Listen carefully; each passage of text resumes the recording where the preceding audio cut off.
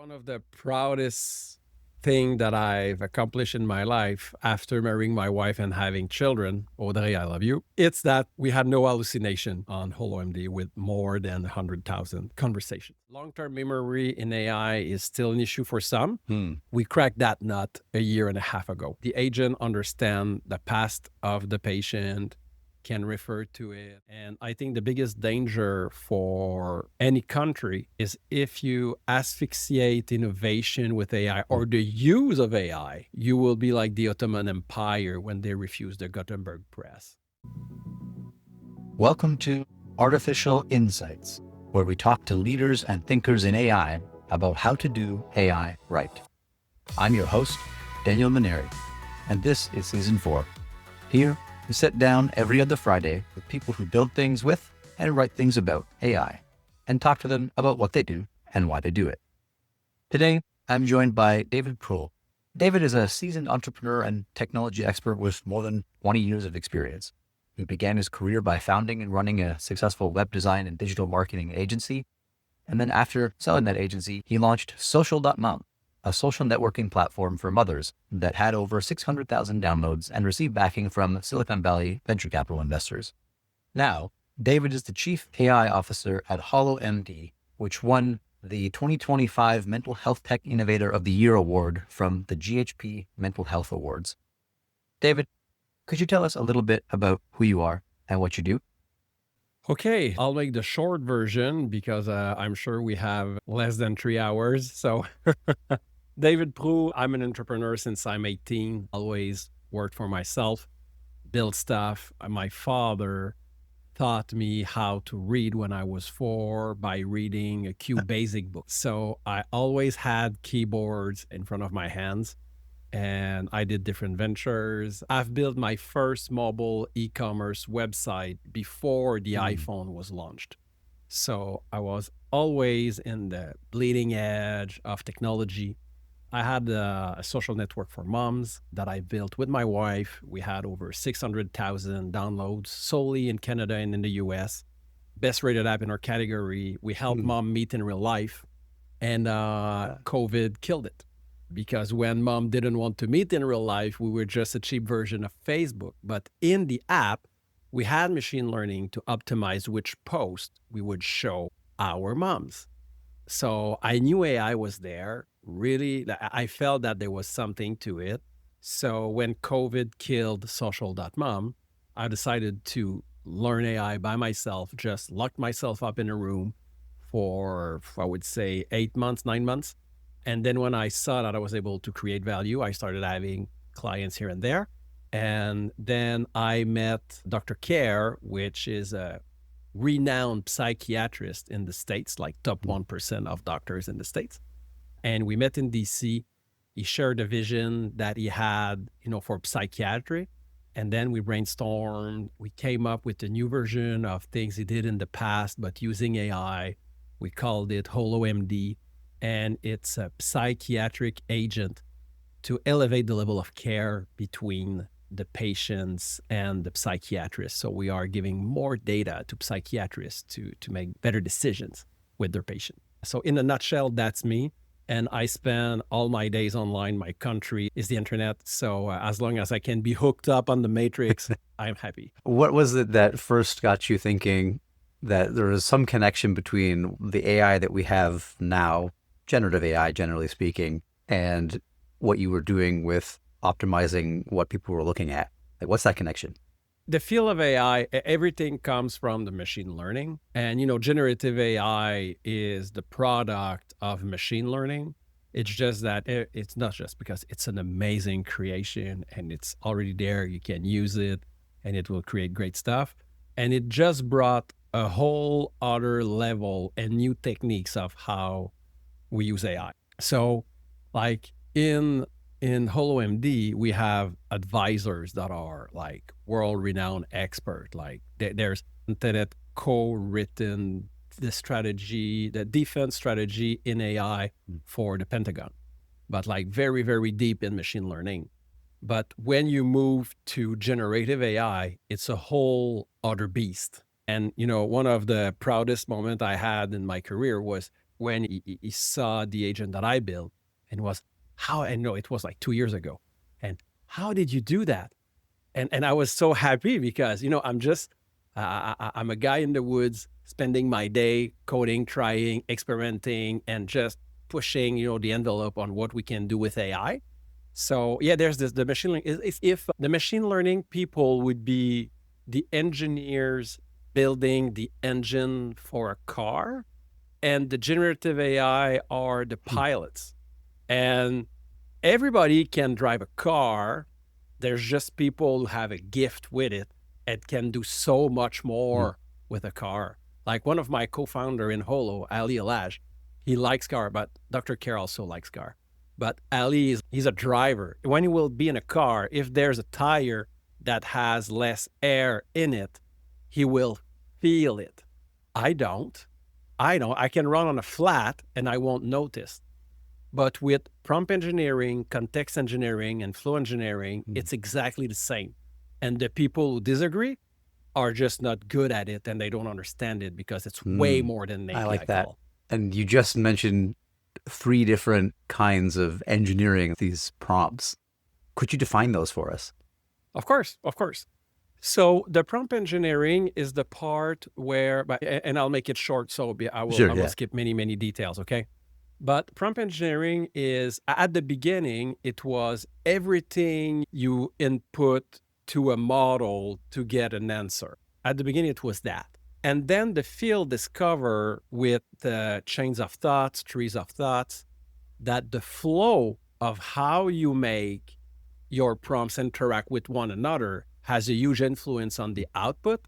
And then the context engineering came where, what is the content you will give to the AI to guide it to give you the behavior that you want? Because it's not true that, more is better. And in particularly, when you understand how models work, you know that if you give them everything, you just give them an opportunity to make many mistakes, what we call hallucination. Like when I saw like a year and a half ago, when they announced that you could connect SharePoint to Copilot, I thought this will be an absolute mess because nobody's SharePoint is in order. So then when your model is looking, to find the path and using the key and the top, all that stuff, it will make mistakes for sure. So yeah, that's the difference between the prompt, the flow, and the context engineering. Very helpful. And could you give us a little more detail about HoloMD as well? What was it that caught that psychiatrist? What was that caught his attention? Yeah. So the way how it started, because Dr. Kerr has a very reputable practice in the DC area, and he was building an AI chatbot and to convince people to become client as his practice. And the people building that, needed support. And a friend of mine who was there, that the owner called me, and I started to work on the chatbot. And then having strategy discussion weekly, I would just take a walk with my selfie stick, with the stabilizer. And I was talking with Dr. Kerr just to, learn about the system. And I'm sure people heard with my accent so far that, I'm not an American native, so I'm a French Canadian. He explained to me the RTM codes, which is the remote therapeutic monitoring codes. So the way the health system works is that if you do certain, things, you put a code to the task that you did with a patient, and the insurers will pay you based on these codes. And the RTM code, the idea is that, and it started, I think, with the cardiac sensors. So if you put a device to measure remotely the cardiac situation of a patient, you can help prevent issues. And if you prevent, it costs less to the insurer and the government and society than if you wait, for the person to have a heart attack. And then they expand the code to behavioral health. So how can you measure the mental health of a patient remotely? And since forever, psychiatrists and psychologists used language to exchange with patients. And now we have large language models. So why not use large language models to interact with the patient? So basically what we do, we There's something in psychiatry called the Therapeutic Alliance. So this is when the patient wants to feel better and the doctor will help them to feel better. And what we are doing is that we added a third party to this alliance, which is the Holo. And the Holo is owned by the psychiatrist. And what the Holo does, imagine if you had a loved one who has psychiatric issues. You would dream of having your psychiatrist texting that patient every day to know how they are feeling, how they are doing. That's what we do. So the agent does that for the doctor, exchange with the patient, and long-term memory in AI is still an issue for some. We cracked that nut a year and a half ago. The agent understands the past of the patient, can refer to it like a friend. And we also, in the evening, we check if the patient took their medication, because medication adherence is a huge issue, because patients are feeling better, they think they are healed and they don't need the meds anymore. And that's the reason they're feeling better. It's because they took the meds. So if they stop taking the meds, then things go south. So basically, we are checking that every evening. And then during the night, I take the transcript and I will give a mental health score. So how are they doing? And also a medication, if they took their meds or not, and if they didn't, why? And then when the psychiatrists see their patient, a week, a month, 2 months, 3 months, since the last visit, instead of applying their professional judgment on how the patient looked on that day, they have a beautiful graph with the mood score. And if they see that, there's been a drop for 2 weeks, the doctor can interrogate the system. Why was there a drop for 2 weeks? Oh, the patient's dog died. Okay, I understand what happened. We provide more information. And also, and this surprised me because, I'm not the psychiatrist, I'm the technologist. And I was surprised. And for Dr. Kerr, it was totally normal. So that's the beauty of what we're doing. It's the dance between the tech and the science, the psychiatric science. People open up way more to a robot. And there's this case, and we have multiple examples of that, but there's this case where a patient was with her psychiatrist for the last 15 years, and she had sleep issues for the last, maybe 5-10 years. And she never told the psychiatrist that she was drinking a bottle of wine every evening. That's a big deal. Which has a huge impact on sleep. Then the doctor who had this relationship with that patient say, why haven't you told me? And the patient was ashamed. And that's a real thing with us human. We want to look good in front of other humans, but we don't mind if a machine see us, our soul naked. And also what makes me wake up every day is that there isn't a single day where we don't have testimonials of patients thanking Holo for the support they receive. Directly to the chatbot. Exactly. Wow. Exactly. They thank it for the support that they received, the encouragement that they received, the advice that they applied. That's very cool. It's beautiful. You mentioned in one of our earlier chats that you monitor for hallucinations, and you mentioned that briefly today as well. Yep. What would it look like for this system to hallucinate, and how are you making sure that it doesn't?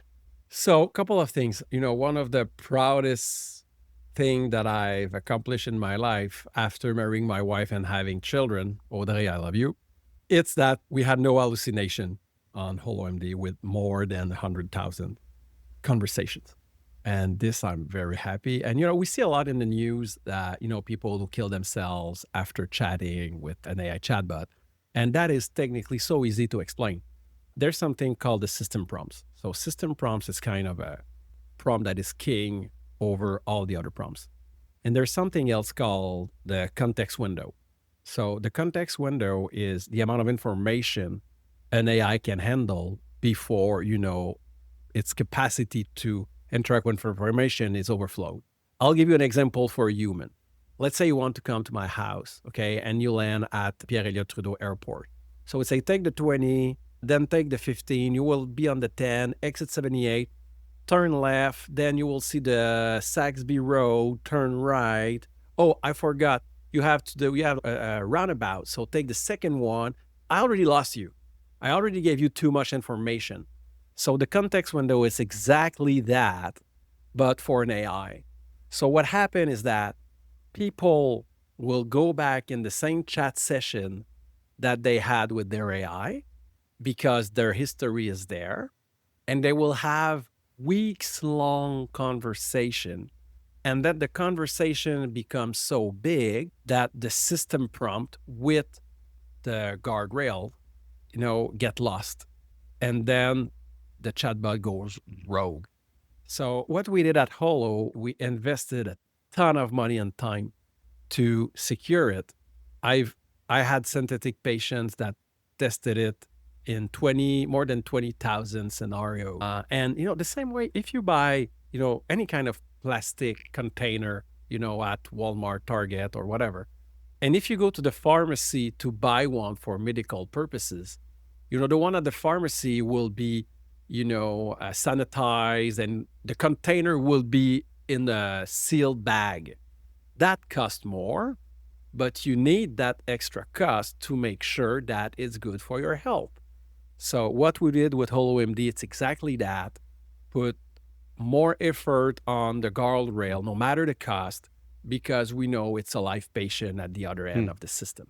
And when you're monitoring for hallucinations, what kind of things are you looking for? Okay, so we have a human on the loop. So I'm not sure if you are familiar with human in the loop, on the loop, out of the loop, but on our case, it's on the loop. So every single day, we have a clinician reviewing every single interactions between the agent and the human. So not sitting in between, so they're not approving anything, but they are coming in afterwards, taking a look to see how the conversation went.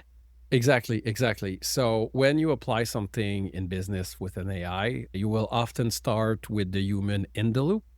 So the human will approve everything the AI, wanted to do before it does it. Then you will move to a human on the loop, where you will have a human supervising what has been done.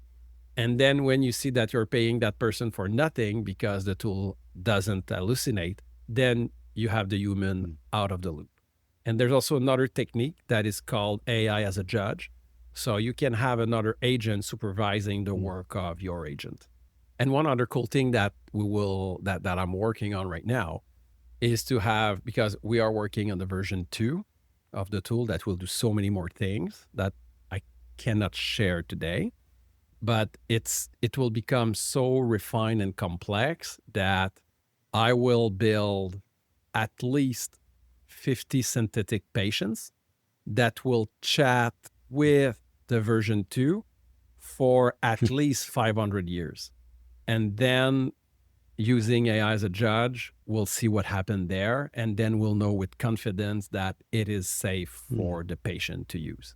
And could you expand a little on what safety means in this kind of therapeutic context? It can mean so many things. The threshold is, where is the line where providing informations that the patient could easily get online and not crossing the line to what belongs to the psychiatrist? Of course, there's the obvious stuff. Don't kill yourself, and no, don't take more medications to heal quicker, and that kind of stuff. This is the basic stuff. And this one it's pretty easy to do not fall on that side. But the thin line that we want to make sure we always stay on the right side of is respecting the psychiatrist in what they are doing, because they are the one providing the cares. We are just a tool to provide them more information and give some kind of support and accessibility to the patient to have something that feels like someone to interact with. And we never fall in anthropomorphism. That's a trap that would be tempting because you would get your user more sticky. But if you cross that line ethically, there is an issue, and it's a line we want. Yeah, I think that is one of the hot topics right now, with even OpenAI admitting that their chatbot is psychophantic. And that feels like something that they've done in order to continue getting people to use it. What are you looking for in people's engagement with the chatbot that you're not optimizing for stickiness instead? I think I have a very high opinion of Elon Musk and what he built. Forget about the politic. I think that the second you judge someone based on their political opinion, there's an issue because we judge people on what they deliver, what they done. And, I think he's a great industrialist and he delivered a lot of things. But I was so disappointed when he used this tech to create like a sex chat bot, and you can unlock it if you spend enough time with it, and then she will get more dirty if you spend enough time with it. And OpenAI will do the same in a couple of weeks. So I'm very disappointed about that. And the beauty, because their business model is to get people hooked, our business model is to help them get better through their psychiatrist. And, there's one rule in life: people will behave based on their incentives. Yeah.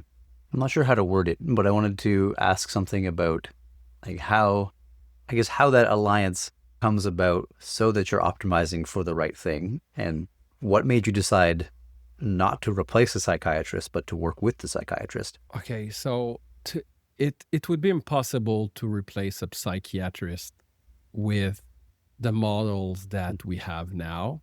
And I think it will be for a very long time. Also, to put the health of someone into the hands of a machine, I think is something that even me, that I'm a very early adopter, you couldn't believe all the tech, all the useless tech that I can buy in a year. People are not ready for that. Even I wouldn't be ready for that. And you just have to talk with an AI about a subject that you know a lot about to understand that it's not that great. The timing is not there. The technology is not ready. Society is not ready. We are working on something. This I can disclose. Can I? Yes, I can.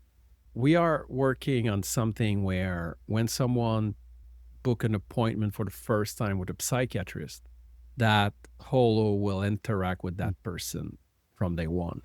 So at least they receive some kind of support. And, artificial support is better than no support at all, especially when it doesn't hallucinate. It's reviewed by a clinician every day.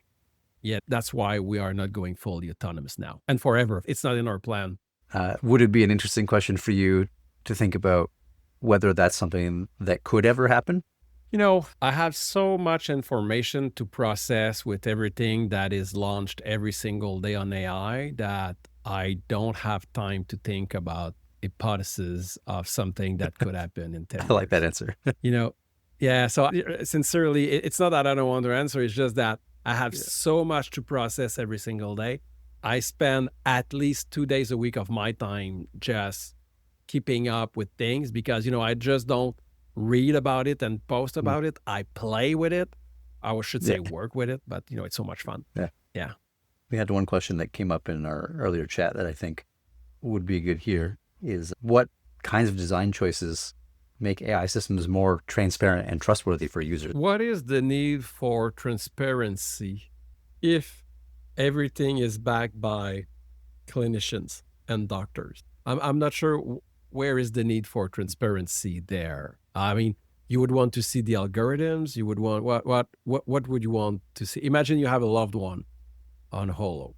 And if we are HIPAA compliant, SOC 2 compliant, your security has been your data is taken care of by someone who did security for the Department of Defense. What else do you need as transparency? I think the interesting side of it would be how do you make the system trustworthy? And that, I think, is what you're hitting at, that it's not necessarily being able to see inside the system, but knowing that it is trustworthy. Yeah. So for the trustworthiness of what we did, first of all, there's a clinician on the loop. This is important because there's someone who had their degree and is checking the logs. Then there's all the tests that we did with synthetic patients. Then all the tests that we did with, healthy people. And then we did tests with people with mild conditions. We did that very gradually. There's the world-renowned certifications like HIPAA and SOC 2 that, share the best practices on how to protect user data. And on top of that, for the security of your data, like I said, my co-founder, did security work, cybersecurity work for the DoD. So the team is there. And for the quality of the science, you have one of the top doctors in the States, top psychiatrist in the States. And, if I would have to share the data to show that, the more than 20,000 tests that we did for security, we kept these logs to show that we did the work. Right now, HoloMD is the safest AI for people with mental health issues. I No like that. question asked. That's quite a couple of layers. Thank you. One of the things that even big companies like OpenAI have had to do is introduce escalation pathways. So if the system feels like someone is experiencing distress, it's supposed to ask them to get help or raise that to somebody who could help them. Is that something that's built into HoloMD, or how do you think about that? Totally. That's the thing we test more than 20,000 times. It was different approach, different way, different expression or acronyms used by different generations, like the Gen Z will share, their suicidal thoughts differently than boomers. So baby boomers, sorry. We did those tests to see the sensitivity of it and to make sure that when it had to be triggered, it is triggered. And to make sure that we rather have false positive than drop something that could have put the patient in dire situation. We've tested the escalation system, and then we invite them to call 988 to reach out for support, because right now Holo is solely available in the US for the moment. One thing that is in the public eye at the moment, and I think maybe Europe is a little bit ahead of the US in this regard, is thinking about AI standards and regulation. We don't have a lot of that in North America, but what does that look like, and how can we prepare for that or help lead the conversation? But do you know what we have that Europe doesn't? Leaders in AI. Yes. Yes, there's Hugging Face and there's Mistral, but who's really using Mistral for business purposes? And Hugging Face is great for people like me, but when it's time to go on production, any enterprise want their stuff to be on Azure or Amazon. So the regulation is killing the industry. And what I really, really, really like about the United States is the freedom you have to innovate. And if you don't take all the measures to protect your users, you'll get sued. So when everything you build, you think, am I doing the right thing, to the best of my judgment? And that's the big difference, I think, between the US and Europe. US trust their citizen to use their brain and make the right decision. And yes, there's people who cheat and don't do the right thing, but over time they get caught. And in Europe, and for AI, it's not the case for Canada yet, but they tend to just put all those rules and they think rules will make them safe. And I think the biggest danger for any country is if you asphyxiate innovation with AI or the use of AI, you will be like the Ottoman Empire when they refused the Gutenberg press. It cost them 300 years of technological, what's the right word? Advancement, or they weren't able to keep up and they had to win back that time, and it cost them a ton of money. That's why you will see the UAE and all these countries to be so bullish on AI right now, because they know they missed the train 400 years ago or 400-ish years ago, and they won't miss the train this time. And the danger now is for us, and if I'm talking for Canada and for Europe, is the power structure, the unions, and all that stuff to block the adoption of AI, which is the new electricity. I mean, banning AI is like banning electricity. And wanting to build, I don't know, that's what I have to say about it. It sounds like there could be a lot more to say in there too. Do you see that there being any kind of useful regulation at all? I think the US, with their document winning the AI race that was published this summer, I was impressed by the level of knowledge of the people who wrote that document.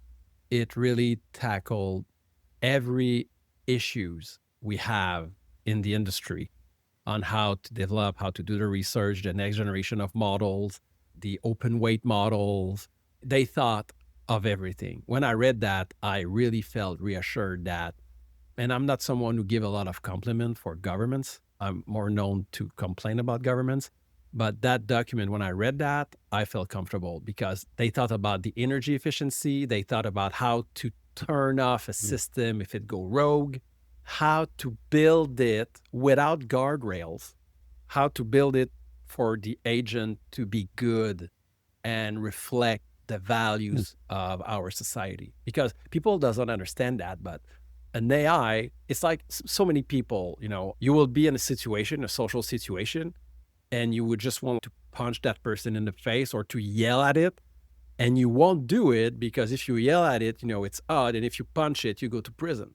So an AI is exactly the same. When you take it raw, without the guardrails, it can do and think crazy stuff. So what they did, like you have guardrails for your personality, I have guardrails for mine. Well, people would say that I have less guardrails than others, but that's totally fine. So you have these guardrails where you know how to behave.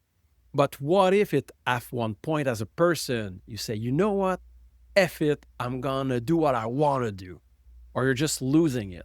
So if you build the inner personality, if the inner personality of a person is super sweet, you don't even need the guardrails because that person will never punch someone else in the face. So the US government wants to build models that will be like that. So they even thought of that. The US is going on the right direction. And energy consumption, same thing. I mean, the energy for a token is melting faster than snow under the sun. So it's all good things. That's amazing. And by the way, I come from the city that started Law Zero. So this idea that, government has to do everything they can to block AI and slow down AI and all that stuff. But if you trust people and if you look at the people building it and where the US government is going, there's no reason I don't see any reason to be afraid now with the models that we have now and where we are going. People are totally conscious that nobody wants to be the one ending 99% of human race. That's fair. So, and the funny thing is that, there's pretty smart people building these models. And they think that if we are that smart to build models, we are not smart enough to think of the bad things that these models could do, that we need someone who knows nothing about AI to tell us how to build a safe AI. When you look at it that way, it seems a little contradictory. And I know many people from my city, from Montreal, won't agree with what I'm saying, but yeah, I'm thinking it. Is there anything I haven't asked you that you'd like to bring up? No, I think you ask a lot of great questions. Otherwise, that's saying that it's so fun and it's a real blessing to see code helping people. And I'm on media every day, and negative subjects will always attract more clicks and time spent on videos than positive one. But people have to understand that AI brings so much good for the world. There was a recent study from Waymo showing that lethal accident dropped by 90-ish percent. And what you will see on the media is the little accident that happened with an autonomous car, but they won't show you the 9 accident that didn't happen. And so what happened is that in society, we see this negative angle because that's what brings the clicks. But there's so many great things we can do with AI. We had patients who self-reported themselves to the ER because of Holo. That's a great result. Think about the good that is doing. That's super cool. And I think what you said earlier captures that well, which is artificial support is better than no support. Exactly. If you have issues like waiting 3 months to see a psychiatrist is as stupid as waiting 2 years for an abortion. That's a good comparison. No, but I mean, you need the support now. And, we have to help people, and AI can do that in so many ways. Like in education, my kids use it all the time to get explanation on their homework. It's a wonderful revolution that we are living. It will change work for all of us, but we will live in a better world with it for sure. And even though you don't have a lot of time to think about the future, is there anything that particularly excites you? I cannot wait because right now AI is inspiring scientists. I hope we will see AI making real discoveries to help, to heal physical illness. And, there was one case this summer that was great. I can't remember the name of the technology, but basically they use the algorithms from astronomers, to spot stars in the sky. And for people with fertility problems, so they took the sample of the sperm and they used the algorithm to measure the stars in the galaxy to find the spermatozoid into the sperm, and having a robot with super tiny needle just taking that. And there is a baby that was born with that. So ask these parents if AI is great. That's a really awesome crossover. I have a background in mathematical physics myself. So the fact that algorithm could be used for something like detecting a different kind of constellation is just fascinating. Yeah. And they took a human, and I don't have the right numbers. People can perplexity it. But a human during 3 days found 0 spermatozoid, and the machine found, I think, 3 in 4 hours. Yeah. That's awesome. And how can people keep up with you and connect with you? So I'm pretty active on LinkedIn and as well as HoloMD. So they can go on the HoloMD website or the HoloMD LinkedIn page. I will become more active on Twitter my handle is David Proulx, Proulx. But right now I'm solely active on LinkedIn. And half of the things that I post are in French, but I have to find a way to figure this out because I don't want to have 2 profiles, but I like to post in English. I really enjoy it. Thankfully, being French isn't a problem with AI anymore. Yeah, you know that YouTube will dub all the videos by AI in the coming like actual weeks? dubbing audio. Very cool. That way we can live in the language that we actually know. I made this podcast because I want to be the person at the city gate to talk to every person coming in and out, doing great things with AI and find out what and why, and then share the learnings with everyone else. It would mean a lot if you could share the episode with someone that you think would like it. And if you know someone who would be a great person for me to talk to, let me know. Please reach out to me at Daniel Maneri on LinkedIn, or shoot an email to daniel@maneri.house, which is daniel@manary.haus. Thanks for listening.